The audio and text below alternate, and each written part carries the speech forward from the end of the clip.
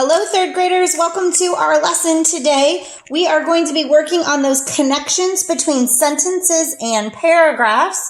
And the supplies you're going to need are your LAFS Ready book on page 298. And you're going to need your text structures notes that you should have taken. We're going to start off by looking at this story called Space Food.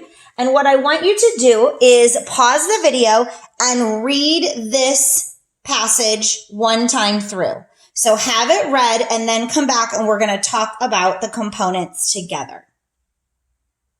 All right, so you should have read this story one time through. And what I wanted to kind of notice and talk about was some of the text structures I noticed as we went through. So I'm first going to grab my text structures notebook and I'm going to think about description. Was this story describing, saying, for instance, for example, or another?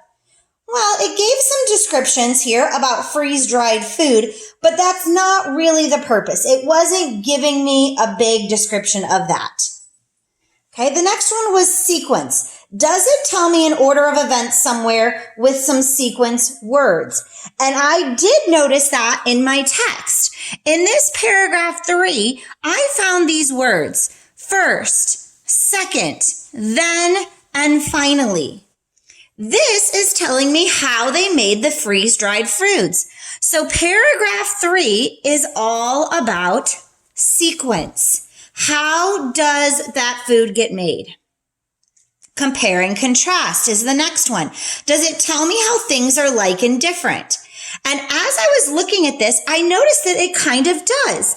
Because in the first paragraph, it talks about the early days of space and fresh foods and why they didn't work, versus later days and when they started using freeze-dried foods. So there's a little bit of a comparison here of how it's changed over the years. But I see there's even more here. And this, I'm going to skip down a little bit because I saw this word, as a result. And my brain went ding, ding, ding. That is a cause and effect word. So this is giving a comparison, but really what is it doing? It's actually telling me why we now have space food or freeze-dried foods. Paragraph 1 is telling me about what was happening or why it happened. And then paragraph 2 is telling me what was the effect. What occurred because fresh foods were not practical in space. So paragraphs 1 and 2 are actually connected because of cause and effect. And that as a result word gives me that clue. All right, now that I've looked at this and I have an idea of the text structures, let's go ahead and fill in our cause and effect chart. Remember, when we do cause and effect, we're asking ourselves why, because, and what is the effect? So what happened?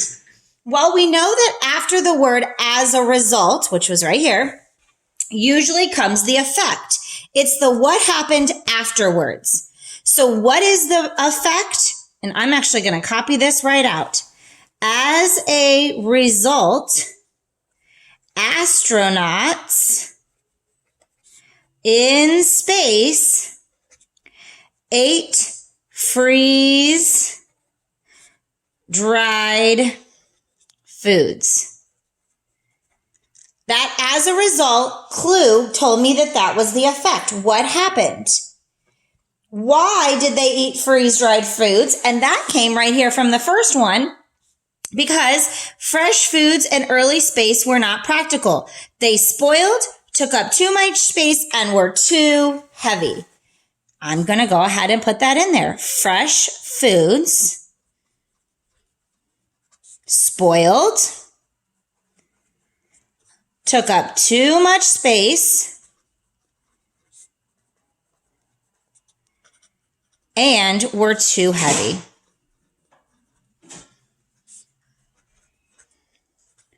So what happened because of that?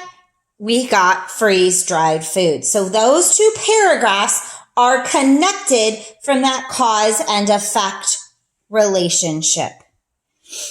If I had to sequence how freeze-dried foods are done, then I would come here to the third paragraph and I would say, well, first fruits and vegetables are washed, then cooked, and it's frozen. Then they grind it into powder and then and then dried. And that is how it happens. So I could explain that to someone. All right. So as we're reading, you want to be looking for those signal words to help you understand those connections.